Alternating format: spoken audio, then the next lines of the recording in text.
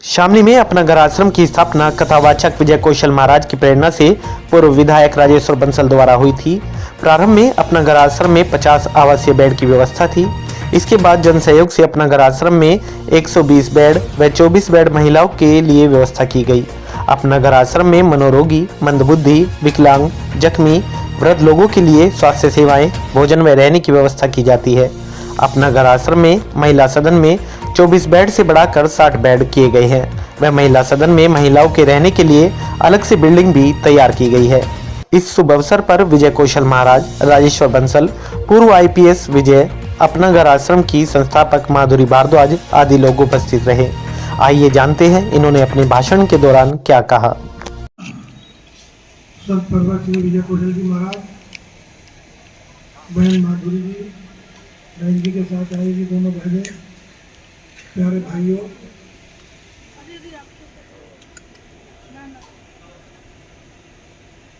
और हमारे पप्पू जी बहन, ये कंसेप्ट अपना घर आश्रम का कंसेप्ट के बारे में तो हमारी बहन माधुरी जी बोलेंगी, लेकिन शामली का जो बना ये सन 15 में बना था, 29 जनवरी सन 15 को। ये 22 मार्च सन 14 को महाराज जी एक बार हमें वहाँ लेके गए भरतपुर। वहाँ देख के मन पर आया था कि भाई शामली में बनना चाहिए, और तभी ये प्रोग्राम बना। तो परमात्मा की कृपा हुई, आप सब लोगों का सहयोग हुआ, शामली के लोगों का बहुत सहयोग मिला, बहुत अच्छा लगा। ये 50 बेड का बना था और अब 150 बेड का है। भगवान की बहुत बड़ी कृपा है। फिर जब भी महिला, हमारी बहन माधुरी जी आती थी, कहती थी महिलाओं को ये नहीं बनाया आपने, लेकिन सन 20 में 5 साल बाद ये महिलाओं का भी बन गया। पहले 25 बेड का था, महाराज जी 60 बेड का हो गया है। और 60 बेड के होने में मैं अरुण जी का बहुत आभारी हूँ। हम सोच ही रहे थे कि 60 बेड का इसे कैसे करें। एक दिन इनका फ़ोन आया, मैं मिल में था कि मैं यहाँ आश्रम में बैठा हूँ, आप 5 मिनट को आ जाओ। मैं आया तो उन्होंने कहा भाई मैं यहाँ 25 लाख रुपया देना चाहता हूँ। हमने कहा कि बहुत खुशी की बात है। 25 लाख रुपया दिया और उन्हें ये सदन बना दिया। लेकिन मुझे इनकी सबसे बढ़िया बात, इससे भी बढ़िया बात ये लगी महाराज जी कि इन्होंने फिर 2 महीने बाद टेलीफोन करा कि भाई अगर कुछ पैसे की कमी हो तो 5-7 लाख रुपया और भेजो। ये बहुत बड़ी बात है। 25 लाख रुपया दे के एक आदमी दोबारा फ़ोन करता है कि भाई अगर कुछ कमी रही हो तो 5-7 लाख रुपया और भेजूँ। ये मुझे इनकी सबसे बड़ी बात है। खैर चलो, परमात्मा की कृपा थी, वो हमारा तो काम पूरा हो गया था। हमने कहा भाई हमारा तो काम पूरा हो गया। फिर उन्होंने शाकुंभरी नेत्र चिकित्सालय में दे दिया 8 लाख रुपया। हम इनका बहुत धन्यवाद करते हैं। वो भी शामली वालों के लिए है और लुहारी के रहने वाले हैं। शामली हमारे ज़िले की, पुराने ज़िले के रहने वाले हैं। बड़ी अच्छी और बड़ी खुशी की बात यह है कि ये दान देना और हिम्मत करना, ये भी हर आदमी के बस की बात नहीं। और जहाँ आप दे रहे हैं इससे बढ़िया दान भी कोई नहीं है। बहुत लोग कहते हैं महाराज जी की सबसे बढ़िया दान ज्ञान दान देना है, कोई कहता है धन का दान देना है, कोई कहता है अन्न का दान देना है। तो मेरी सुन में तो अब ये बात आई कि अब तो सबसे बड़ा दान जो है समय का दान है। जो समय नहीं दे सकता वो कुछ नहीं कर सकता। समय देना पड़ेगा। समय के दिए बिना कुछ सब हो नहीं सकता। समय देना चाहिए, बहुत जरूरी बात है। मैं सोच काफी नहीं है, सोच भी चाहिए, सकारात्मक दृष्टिकोण भी चाहिए, दृष्टिकोण में अपार संभावनाएं भी चाहिए, मस्तिष्क में विचार भी चाहिए, आत्मा में संस्कार भी चाहिए और स्वभाव में सृजनशीलता भी चाहिए। और महाराज जी जैसा और डॉक्टर PM भारद्वाज और डॉक्टर माधुरी भारद्वाज जैसा गाइडेंस भी चाहिए, ऐसी प्रेरणा भी चाहिए। और अपने समाज के साथियों का, शामली निवासियों का हमें सहयोग और आशीर्वाद भी चाहिए। ऐसे ही व्यक्तित्व के धनी हैं आदरणीय चेयरमैन साहब, जो संस्थापक अध्यक्ष है अपना घर आश्रम के, जिन्होंने भरतपुर के माननीय PM भारद्वाज जी, डॉक्टर माधुरी भारद्वाज जी, जो आज अपने 2 साथियों के साथ हमारे बीच में उपस्थित आई हैं, उनका प्रेरणा मिली। और महाराज जी की प्रेरणा एक निकट प्रेरणा महाराज जी की मिली, एक सानिध्य मिला, एक आदेश मिला, एक उपदेश मिला। जब शुरू हुआ था महाराज जी, बाबूजी बहुत घबराते थे। यो कहते महाराज जी तो मुझे लेके गए, बताया नहीं कहाँ ले जा रहे हैं। वहाँ मन बन गया, महाराज जी का आशीर्वाद रहा और यहाँ शुरू कर दिया। और डॉक्टर साहब ने बातों में ले लिया क्योंकि सब हो जाएगा, आपको कोई चिंता नहीं करनी, कुछ नहीं करना, सब अपने आप हो जाएगा, सब प्रभु जी कर देंगे। जब मैं यहाँ रहने आई थी, जब आश्रम शुरू हो रहा था व्यवस्थाओं के लिए, तो मैंने कहा बाबूजी अभी भी सही बात है, अभी भी ठाकुर जी करेंगे, आप और हम थोड़ी कर रहे हैं, हम तो बस थोड़ा सा उनके काम में सहयोग कर रहे हैं, बाकी करने वाले तो ठाकुर जी है, ये तो पक्की बात है। अरे बहन जी मेरी व्यवस्था कैसे होंगी यहाँ की, मुझे समझ नहीं आता, इनकी व्यवस्थाओं के लिए संसाधन कहाँ से आएंगे। बाबूजी आप देखते जाए, संसाधन स्वतः ही आ जाएंगे। उसके बाद कभी मुझे नहीं लगता कि बाबूजी को सोचना पड़ा होगा सपने में भी कि संसाधन कहाँ से आएंगे, या ये देखना पड़ा होगा कि कैसे आ रहे हैं, ऐसा नहीं लगता। फिर मैं आई तो मैंने कहा बाबूजी अब पुरुषों का तो अच्छा हो गया, पुरुष प्रभु जी का, अब आप ये बताओ जब महिला प्रभु जी मिलती है तो क्या करते हो। क्योंकि बहन जी दिल्ली आश्रम भेज देते हैं या भरतपुर भेजते हैं। तो मैंने कहा मान लो रात को प्रभु जी के लिए कॉल आ गई महिला प्रभु जी की, और आप रात में ही स्टाफ को दौड़ाएंगे, तो ये कई बार बहुत ज़्यादा पेनफुल हो जाता है। तो क्या करें, मैंने कहा आप जगह देखो थोड़ी सी और महिला प्रभु जी के लिए बना दो। कह रहे चलो देखते हैं, विचार करेंगे सब लोग। फिर बाबूजी का खबर आई कि बहन जी भूमि पूजन के लिए आ जाओ, वहीं हमारा एक साइड में वहीं कुछ प्रभु जी के लिए व्यवस्था कर देते हैं। मैंने कहा ये तो बहुत सुंदर हो गया। अब मैंने कहा बाबूजी महिला प्रभु जी आपकी बढ़ गई, भी बनवाना पड़ेगा। कह रहे हाँ देखते हैं। और अभी बाबूजी का फोन गया कि महाराज जी भी हैं और आप तारीख बताओ कब का रखना है, और हो गया तैयार। तो मतलब यहाँ की जो टीम है, काम इतना फास्ट चलता है कि पता ही नहीं चलता कि कब हो गया। और बाबूजी जैसे आपने बताया कि हमारे भाई जी जिन्होंने इसकी व्यवस्थाएं बनने के लिए जो की हैं, आपने देख लिया, घर बैठे आ गए। महिला प्रभु जनों की सेवा के लिए प्रारंभ हो रहा है, हुआ है। पहले तो मैं आईजी साहब को प्रणाम करूं कि मेरे पास तो एक भी शब्द बचा ही नहीं जिसे मैं बोलूं। पुलिस का इतना वरिष्ठ अधिकारी इतना ज्ञानवान हो सकता है, संवेदनशील हो सकता है, साहित्यिक हो सकता है, इतने विशाल हृदय और इतने स्पष्ट विचारों का हो सकता है। पुलिस की छवि अहंकार की अभी तक ये छवि थी, आज मैं मजबूर हूं पुलिस की छवि जो मेरे मन में बनी थी उसे बदलने के लिए। कितनी करुणा, कितना प्रेम, कितना शास्त्र, कितना साहित्य और कितना सारा सामाजिक जीवन हृदय में भरा हुआ है। बहुत आनंद, बहुत प्रसन्नता हो रही थी। और मुझे लगता है कि मेरी व्यासपीठ पर आप बैठा करिए और मैं आपकी तरह झंडा हाथ में लेकर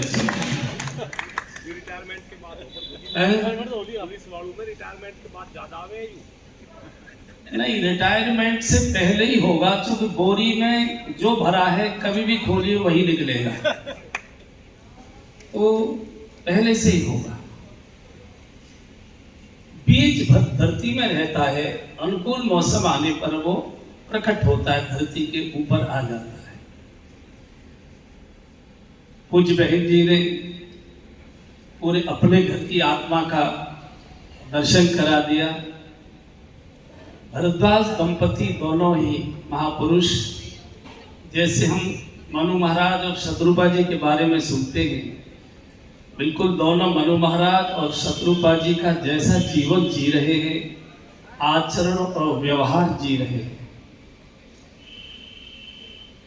अपना घर ये उनका अपना घर है जिनका कोई नहीं होता। सिनेमा के गीत की शायद पंक्ति आईजी साहब ने बोली थी, मुझे भी वो याद आती है, जिनका कोई नहीं उनका तो खुदा है यारो। तो जिनका कोई नहीं, जो बिछड़े हैं, जो पिछड़े हैं, जो परित्यक्त है, जो अनाथ है, अज्ञानी है, असहाय है, अंधकार में सिसक रहे हैं, कीड़े बिलबिला रहे हैं, कुत्ते घसीट रहे हैं, दुर्गंध आ रही है, लोग नाक पर रुमाल लगा कर अरे रे रे रे राम राम राम राम, कौन पड़ा हुआ है सड़ा हुआ, ऐसा अपमान का और उपेक्षा का जीवन जी रहे हैं, सिसक रहे हैं। ऐसे लोगों के आंसू पोंछने के लिए, उनकी सिसकियां बंद करने के लिए, उनके शरीर पर रेंगने वाले कीड़ों को समाप्त करने के लिए, दुर्गंध छोड़ने वाले शरीर को स्वस्थ और अच्छा बनाने के लिए अपना घर संस्थान ईश्वर की प्रेरणा से नहीं, स्वयं ईश्वर ने ही ईश्वर के लिए निर्मित किया है। अपना घर ये साक्षात भगवान का ही घर है। सहारा देकर इनको खड़ा करता है, इनको चलने की क्षमता प्रदान करता है, वो ही भगवान है। और तुम स्वयं ऐसे भगवान हो, उनकी तुम सेवा करो। ये वाल्मीकि जी बोले हैं, बंधुओं ये बेचारे असहाय, ये बेचारे नहीं हैं, ये विचारणीय हैं कि आखिर ये ऐसी स्थिति में आए कैसे।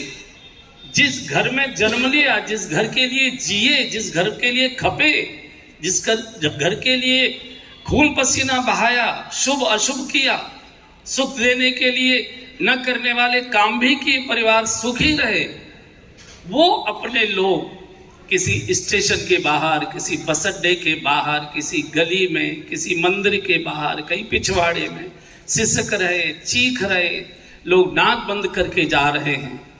ये सब अपने हैं, अपनों ने इनको ठुकराया।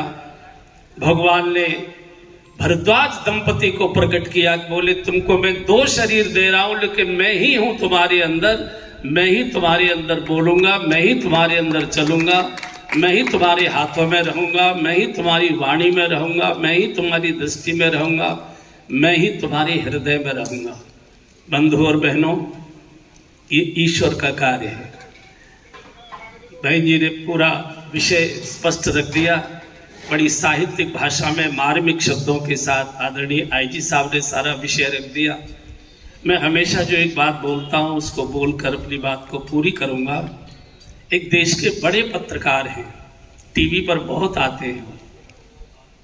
एक बार मुझे मिलने के लिए वृंदावन आए, बोले आपसे कुछ बात करनी है। हमने कि बताइए। वैसे तो हम पत्रकारों से बात करते नहीं, चूँकि हम पढ़े लिखे नहीं है, और पत्रकार फंसा लेते हैं बातों में और फिर उसका प्रदर्शन करते हैं तो बड़ी मुश्किल होती है।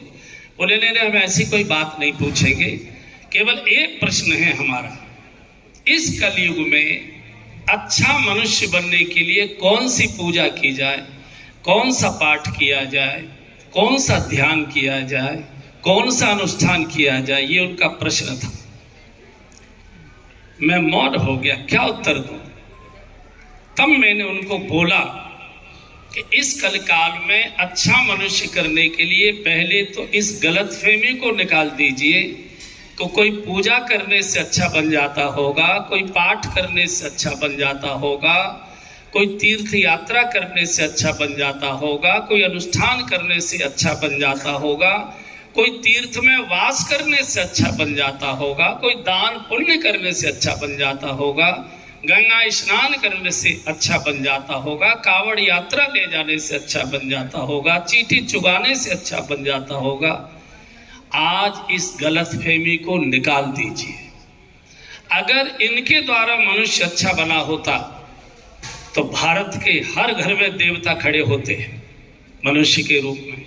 हर घर में मंदिर बना है, हर घर में पूजा घर है, हर घर में थोड़ी बहुत उल्टी सीधी जैसी भी ये पूजा हो रही है। तीर्थों में अपार भीड़ है, मंदिरों में धक्का मुक्की है, गंगा के घाटों पर गोता लगाने की जगह नहीं मिल रही है, चारों ओर दान पुण्य भोजन भंडारे हो रहे, कावड़ यात्रियों के लिए जगह जगह 10 कदम भी चलने की आवश्यकता नहीं, कावड़िया को दूसरा कैंप भोजन कराने के लिए मिल जाता है। ये सब होने के बाद भी परिवार उजड़ क्यों रहे, मनुष्य अशांत क्यों है, मनुष्य दुखी क्यों है, आत्महत्याएं क्यों बढ़ रही है, ब्लड प्रेशर क्यों बढ़ रहा है, डायबिटिक लोग क्यों हो रहे हैं। डायबिटीज मीठा खाने से नहीं होती बंधु और बहनों। अगर मीठा खाने से कोई डायबिटिक होता तो मथुरा के चौबे होने चाहिए थे, प्रतिदिन 1-1, 1.5 किलो रबड़ी खाते, उनको तो कोई डायबिटीज नहीं है।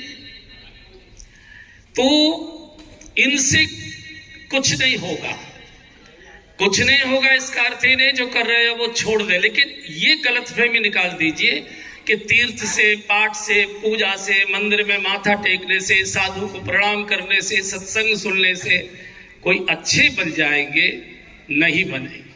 तो बोले क्या करें? हमने कि अच्छे बनने के लिए 2 ही काम करिए।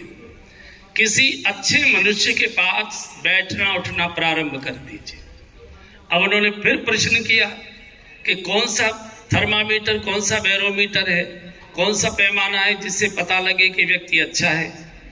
हमने कहा वो ऊपर से पता नहीं लगेगा, एक ही लाइन बताता हूं। जिसके पास बैठते समय झिझक न लगती हो, जिसके पास बैठे बैठे ये भय न लगता हो कि कोई जान पहचान वाला ना आ जाए, जिसके पास से मिलकर बाहर निकलते समय दरवाजे के बाएं और दाएं कनखियों से देखना पड़े कि कोई जान पहचान वाला तो गली में नहीं खड़ा है, जिसके घर से निकलते समय कोई परिचित व्यक्ति न मिल जाए, इस भय की भीतर भावना आ रही हो, उस समझिए वो अच्छा आदमी नहीं है।